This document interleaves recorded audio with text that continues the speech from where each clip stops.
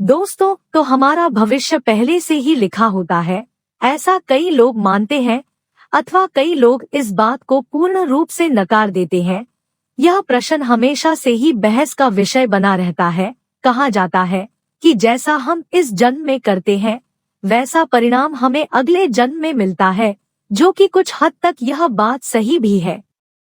आज की इस वीडियो में हम इसी विषय पर गहराई से चिंतन करेंगे और असल बात जानने की कोशिश करेंगे। तो नमस्कार दोस्तों, स्वागत है आप सभी का हमारे इस चैनल पर। आज हम कुछ पौराणिक कथाओं और शास्त्रों की सहायता से इस बात को समझने की कोशिश करेंगे कि वाकई भविष्य पहले से ही लिखा होता है या फिर हमारे कर्म है जो हमारे भविष्य की धारा को सुनिश्चित करते हैं।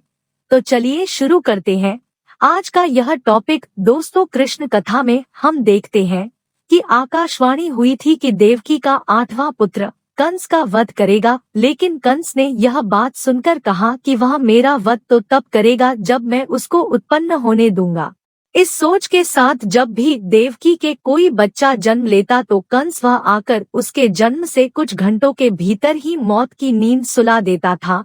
लेकिन जब देवकी के 8वें पुत्र की बारी आई तो विधि विधान के साथ जन्म भी लिया और बाद में कंस का वध भी किया। ऐसा इसलिए हुआ क्योंकि कंस की मृत्यु की भविष्यवाणी हो चुकी थी।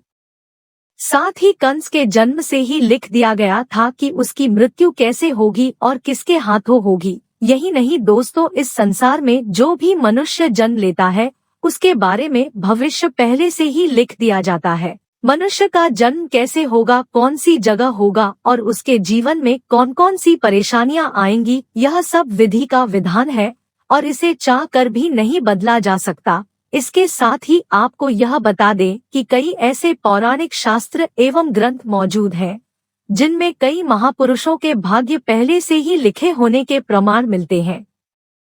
जैसे हम रामायण में देखते हैं कि यह पहले से ही तय था कि भगवान श्री राम को 14 सालों का वनवास मिलेगा, अर्थात इसके पीछे का कारण भगवान श्री राम के हाथों रावण का वध होना था।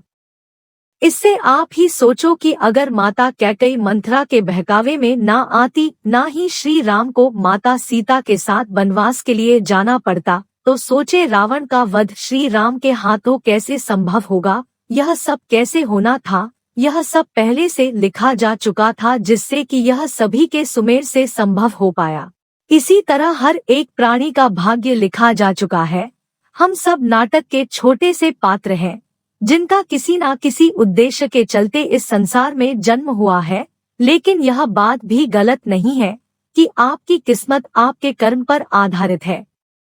वह कहावत तो आपने सुनी ही होगी कि जैसा दोगे वैसा पाओगे। अगर आप अच्छे और पुण्य के काम करते हैं तो आपके साथ सब अच्छा ही होगा, लेकिन अगर आपने जीवन में हमेशा बुरे काम किए हैं तो ज्यादातर संभावना है कि आपको उसका दुष्प्रभाव इसी जन्म में देखने को मिल जाएगा।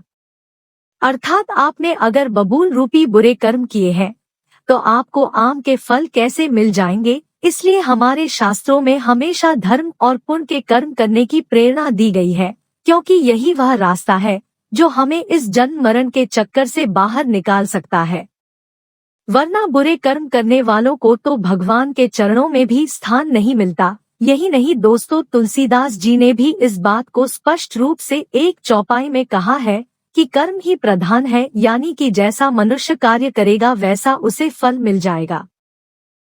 कि भगवान हमें कुछ अवसर जरूर देता है जिससे कि हम अपने किए गए बुरे कर्मों का पश्चाताप करके सही राह पर आ सकते हैं। अंत में यही कहना चाहूंगी कि अवश्य ही हमारा भविष्य लिखा जा चुका है, लेकिन कर्मों के आधार पर ही हमें फल मिलता है। और हम अगर अच्छे कर्म करेंगे तो जीवन को शांतिपूर्वक सुख समृद्धि प्राप्त करते हुए व्यतीत करेंगे, अन्यथा बुरे कर्म करने पर तो इसी जन्म में ही हमें उसके दुष्प्रभाव देखने को मिल जाएंगे और उसका प्रभाव निश्चित रूप से अगले जन्म पर भी पड़ेगा। दोस्तों, इसी के साथ नीचे डिस्क्रिप्शन में दी गई वीडियो को भी ध्यान से देखें और भी अधिक जानकारी के लिए। तो आज के लिए इतना ही।